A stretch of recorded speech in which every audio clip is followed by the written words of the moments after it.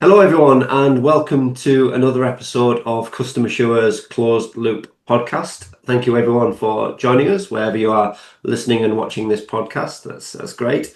My name is Darren Wake. I'm head of customer success at CustomerSure, and once again for this episode, I'm delighted to be joined by Ben Bax. Ben, welcome and thank you. Hi, Darren. Good to see you again. Yeah, likewise, Ben. So really excited to have Ben with us on this episode. He's done another couple of episodes with us as well, which are well worth seeking out and listening to. So just to introduce Ben, to give you a background of who Ben is, he is an extremely experienced senior leader in customer experience and customer success, vast amount of experience in tech, SaaS, and regulated sectors, and he's headed up customer functions for both large FTSE organisations and SME startups. Ben has a track record in delivering step change in customer experience and building and implementing customer strategies from the ground up, which make a big difference to company performance. So Ben operates as a consultant, not only helping clients with customer experience, but also increasing revenue from existing customers.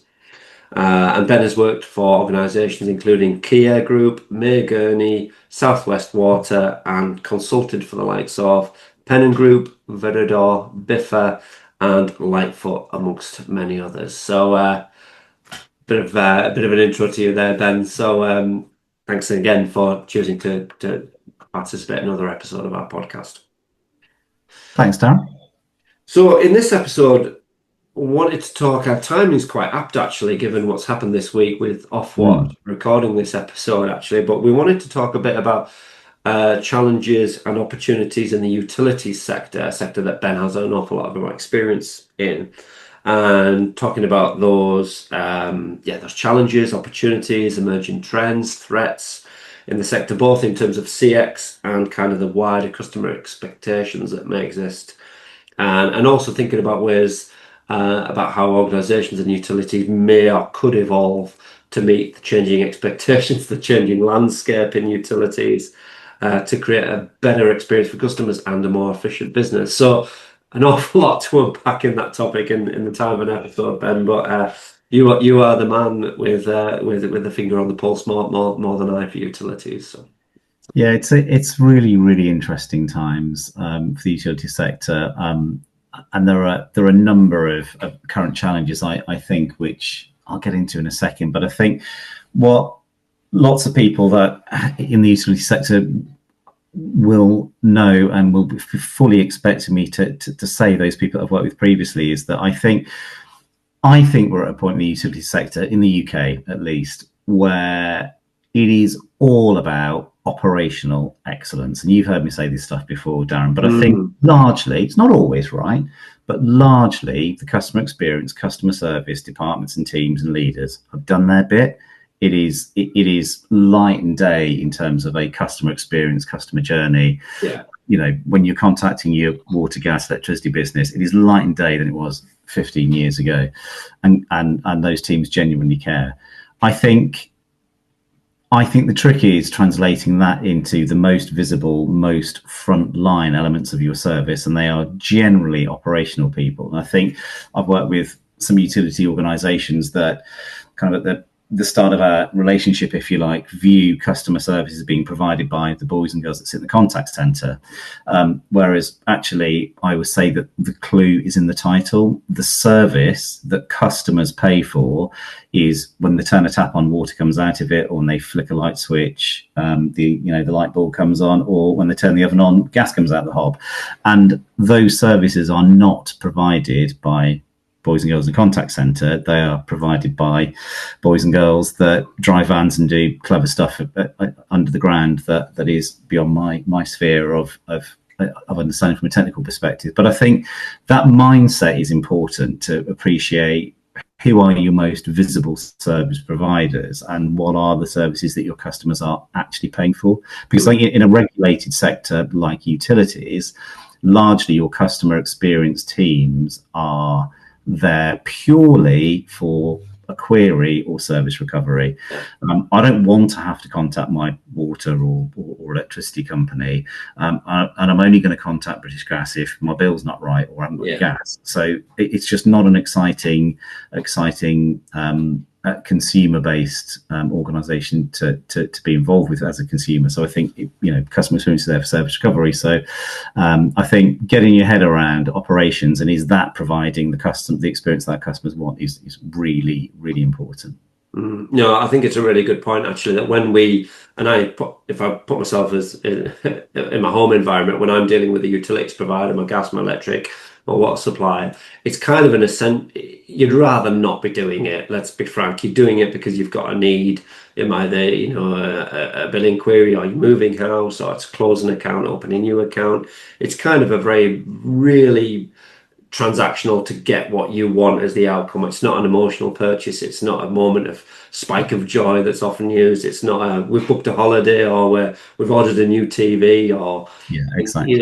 It's not an emotional level. It's very much kind of we just need to get something done, and this is where it's all about, from a customer point of view, effortless and friction free. It becomes more important than anything, really. It's not about recommendation. It's kind of not even really about satisfaction. It's just about, I just want this thing done because I've got a busy life. I've got family stuff to do, work stuff to do. I've got to call my water company to do something, change my payment, whatever it is, or do it online, whatever. And I just want it to be easy and painless. And I think what you said there is really interesting, actually, it's about operational efficiency and utilities more than other sectors. Yeah, no, I think that's true, and I think there are definitely some challenges in the utility sector at the moment that kind of compound all of the things that you've just been saying there, Darren. And I think from what I see in that sector, there are still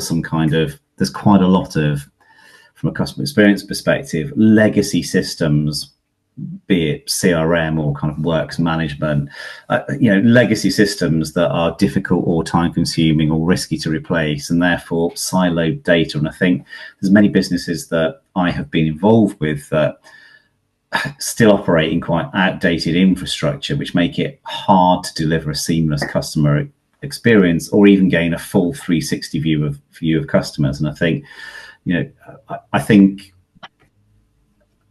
for example, should a utility company be sat there waiting for you, the customer, to tell them that there's a leak in the road, or there's a gas leak, or the power's gone down? Or should they have the systems and infrastructure and visibility of their customers to know that, well, actually, Darren's just been on Facebook and asked his neighbour next door whether he hasn't got any water either because they haven't got any water out? Why isn't that data being mined, automated, and analysed to kind of create works management before you have to go out there? In that example, your service provider telling you that we know you've got no power, water, gas, and reacting to it before you've had the chance to pick up the phone would make you feel a lot more comfortable, I think, in that scenario. But that's one kind of service goes out the window. I also think what's a real challenge for the utility sector right now is just rising customer expectations. We all, as consumers, get our expectations from other sectors, some very, very competitive B2C sectors. And once we experience good service from anyone, we expect our utility company to be able to provide that. Be it, what you experience when you're banking or booking a holiday or getting something delivered from Amazon.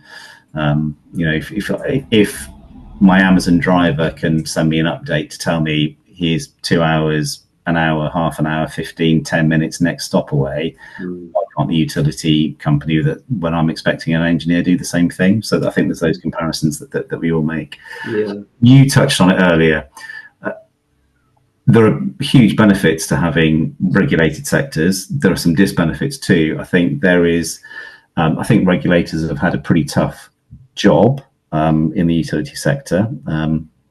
I think sometimes they've helped, sometimes they haven't helped, but it becomes a difficult environment for utility companies to navigate. I think I know full well that there are times when utility companies haven't been able to do what they really want to do in terms of customer experience or investment because the regulatory framework just won't allow them to do it, and you kind of get this peak trough cycle of funding, which provides control but not flexibility, for example. And with the water sector, the announcements this week about Ofwat and the success or lack of there are quite interesting to see what really will happen next and the impacts that has on the ability of those water companies to operate more efficiently and effectively, but B, politically bills are a bit of a football, so that will be interesting.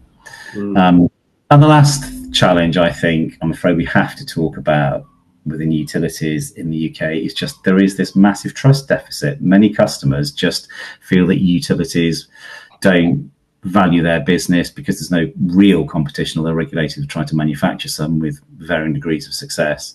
I think customers feel that sometimes data isn't used effectively, bills are too high, they're not transparent. There's this perception of fat cat boards, which I don't subscribe to at all, by the way. But that is the view that many consumers have about those organisations. So I think, in summary, outdated customer experience systems can lead to outdated customer experiences. Full stop for consumer. That lack of operational support in customer experience, and I think that trust issue that consumers have with utilities are the three big challenges that the sector has right now. Yeah, no, interesting observations, Ben. Really value you because you get a bit of an inside perspective. I think the trust one is a key element, obviously, and there's a lot of elements around, particularly in the water industry, around the whole sewerage thing is always a hot topic on the news, and it deserves to be. Investment in the infrastructure, and then that just erodes customer trust, and it makes it very difficult. And as you say, these are big organisations with tens of millions of customers with legacy systems and systems that are not integrated and don't talk to each other. So it's a really tough one, and it's kind of a product, like we said earlier, that's not an emotional one. I think where an opportunity may lie is going back to basics of what is important to customers, and there's things that you can control in a CX perspective or service element, and things you just can't. So in the CX and service world, can they solve things about investment in sewerage and leaks and things like that? There's communication around that for sure. They can put an influence, but really, can they fundamentally change it? Not really. But I think what's important is what's really important to customers in terms of those daily interactions. And in a past role, actually, I did some focus groups for some water companies, and some of the stuff that was necessary to satisfy the regulator was researching topics. Try example exactly, but layout of a bill or color of a bill or elements to do with how they communicate where the bills, where the money that you pay in your bill is distributed to. And I remember speaking to lots of people in the focus group, and it's like, we don't really care about any of this stuff. And I think there was a real disconnect between what the regulator was insisting and what the water company had to do and what customers really valued. And I remember these focus groups doing them really well, clearly a few years ago, and customers just like, I don't care about this. And they were getting really frustrated, some people, because they were going back to what's important to me is, price, sewerage, and unsurprisingly, clear communication. When things have gone wrong, I've got something, I just want it sorted quickly. I want effortless, basically this whole effort piece.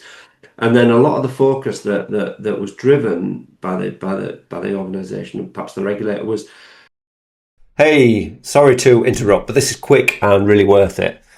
Are you tired of manual processes and never getting to what really matters, which is actually taking action from customer feedback? Well, I think you'll find this really useful. CustomerSure's new AI-powered text analytics feature, where comments are automatically tagged, sentiment applied, and you get clear actions of where to prioritize your efforts. Now, click the link in the comments to get more information and really check it out. Now let's get back to the video. Was unrelated. It's like it's like a train that's always running late or always being cancelled that you get, Ben, from down in Devon to London, and me asking you, what do you think of the sandwiches? And that's all I'll ask you. All I'll ask you is, what do you think of the sandwiches? I won't ignore it. I won't, So sometimes I think what they were asking about, or what they're striving to understand from a CX or service point of view, was kind of missing the type. Does that make, I think It does, and I do think it definitely got better. And sticking off what's the theme, and I think first from going reaching, well, the sector was kind of measured really on very operational, financial efficiency, and a little bit of health and safety, and then I guess probably 20 years ago that switch was flicked by Ofwat, and they had SIM, the service incentive mechanism, which was a great first step and started to measure actually customer service and customer experience in a way that hadn't been done before, and that evolved again into CMEX, which is the customer measure of experience, which all the water people out there will know and love, I'm sure. But I think what that does is fixate organizations on just measuring the stuff that is in that regulatory framework that you have to measure on and report on, rather. And I think the danger is then that you miss some leading indicators about what your customers actually think and where the opportunities for customer experience and efficiency come from. And I think we've talked about this in previous episodes, but I think the real gold comes when you are improving customer experience by making a process function more efficient at the same time. And we've chatted before, Darren, about the example I was heavily involved with, whereby works engineers were not visible on a map to anybody in a contact center, which meant that from a customer experience perspective, it was poor because you couldn't give customers real-time information about the update of a job. But actually, the solution wasn't a customer experience one; it was an operational one. It's going to invest in some technology that allows back office staff to manage, measure, and proactively manage works out in the field, and provide, therefore, almost providing the updates to the customer as a byproduct that was extremely useful from a customer experience perspective. But fundamentally, we fixed an operational problem that made that operation cheaper to run, and therefore you're maximizing your revenue in whatever business that you're in. No, interesting. Do you think there's opportunities for further digitalization? Or massively? Massively. I mean, I think there's definitely opportunities for AI powered self-service, buzzword that everybody's using. And I think using chatbots, virtual assistants, where it's appropriate, handling routine inquiries and queries, kind of freeing up agents to talk about more complex issues and issues that are problematic and therefore require the trust of a human, is a phrase that I like to use, is important. And that absolutely reduces costs and increases your capacity on your customer experience team, and that's really important. I think maintaining access to humans, I will remain passionate about it, because I think it's really, really important to give the opt-out of AI self-serve into a human being when it is desired. Your views whether it's needed or not is almost irrelevant if you talk about customer experiences when that customer desires it. So I think that is the one caveat I would place on self-service. I think I'm starting to see some good hyper personalization, I guess, of data. So there's a couple of examples of where organizations could start to use, for example, smart meter data and analyzing that data to kind of tailor advice, pricing plans, energy saving tips, whatever, based on, Darren, your individual household usage. And I think that adds value and builds trust. If your utility provider is coming to you saying, actually, you could save 15 quid a month by having your dishwasher on at a different time of the day or night, actually, it goes a long way in the current economic climate. So I think that's quite interesting. I touched on this earlier, but I do think there needs to be, it's a massive opportunity, more proactive communication, particularly around things like real-time outages and updates and kind of even billing alerts to help customers feel informed and valued, I suppose, by their provider. I know from my own experiences that there are some times when a utility company will be reluctant to put timescales and proactive communication out there because they're not sure whether they can deliver on those. But I mean, I just think the more transparent you are with your customer base, the more forgiving that they will be. I think it's really short-sighted. I think the other you talk about digital opportunities. I think the other one for utility companies is kind of cross-functional data sharing, I suppose. So how do you integrate customer experience data with operations, billing, field services, just to make the whole thing feel more responsive and kind of reducing duplication of data from a customer perspective was helpful. I think the last opportunity I do think is then you touched upon, should we be looking at the colour of bills or not? I think consumers are pretty savvy now. I think they understand the world very well, and some of them want to help. And I think getting your customer base to help you lead innovation, creating feedback loops and co-creation. And I know it happens to a degree, but also more importantly, how do you surface new services and kind of improve satisfaction? And your customers are the best people to tell you what you get wrong and what you need to work on more broadly, I think. Yeah, no, I totally agree with that. I think the more you can involve them and simply ask the question, they'll tell you what's important, but also you can suggest things and you'll get some frank feedback on it. So I think the more you engage people, the better. I like what you said actually about kind of using that almost that big data piece to be proactive, because I think I'm a big fan of segmentation and that sort of thing, but there's a heavy degree of caution there about we've got to be careful not to put people into pigeonholes and boxes because there's always outliers. That said, it's pretty difficult in the consumer world as well, I think. Yeah, very difficult to do it. Very difficult to do it. So I think, but if you base it on some factual data, like you say, usage or behavior stuff, then it can be not as a blueprint for serving customers as such, but almost a proactive way to suggest things.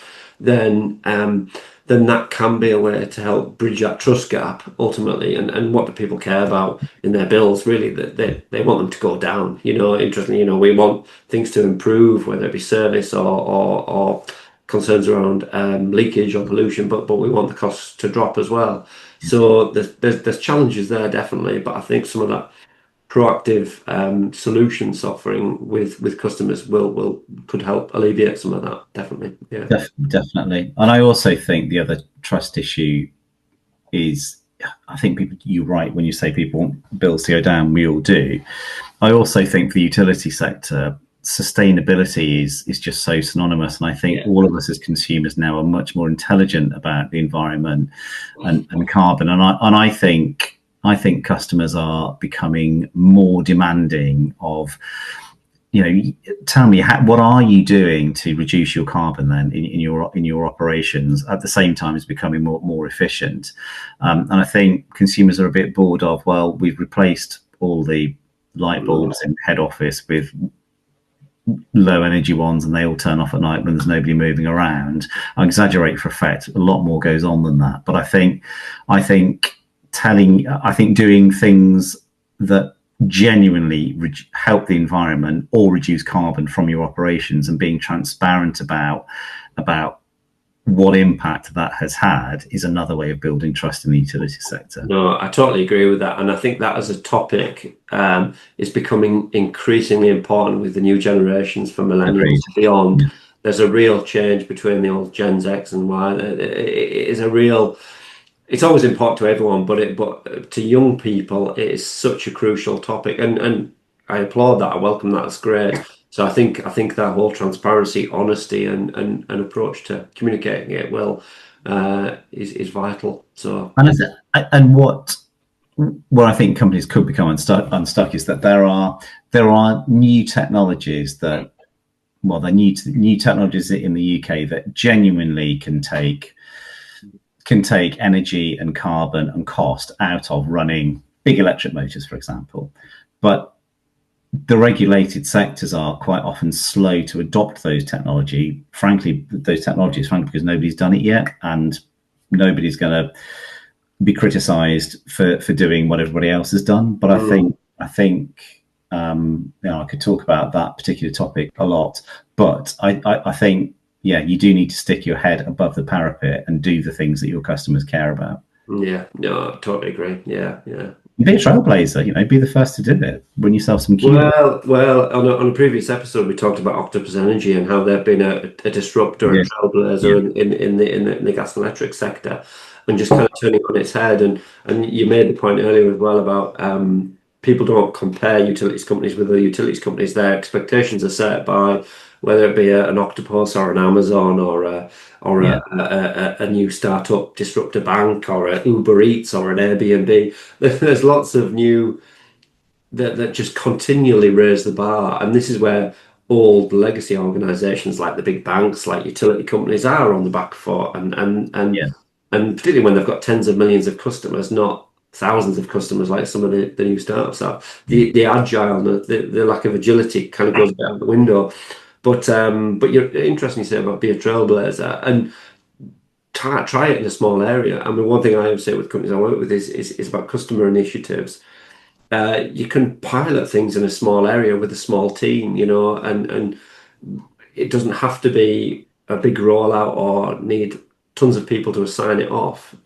Says me from the outside looking in, but can you just pilot it with a small group of individuals, a small team in a service area, a repairs area, a leak team, and see how it goes. So. Yeah, you genuinely can. You generally can, can't you? And I think again in previous episode we were talking about in the geopolitical economic climate at the moment, budget to invest in new stuff can be difficult, and that's totally understandable. But we were saying, weren't we, that actually as customer experience leaders, that's kind of it, it's incumbent on us to have the structure and the data to demonstrate the value in the business case of things that we want to do. And I think that means sometimes stepping out of your direct sphere of control and and making best mates with your operational colleagues and working out how you can help each other.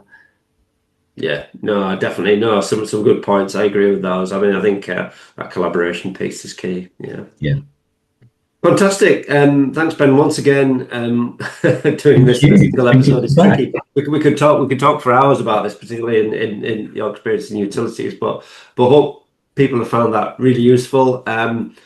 Thank you once again for anyone that's watching and listening to this on whatever channels. Do encourage engagement with the episodes we put out. So do leave comments, like, share, agree, disagree, ideas. If you're working in the utility space, what are you seeing? What's going on? Then please do get in touch. And also, Ben is obviously on LinkedIn, so we'll tag Ben in with all the content. But do reach out to Ben, connect with him.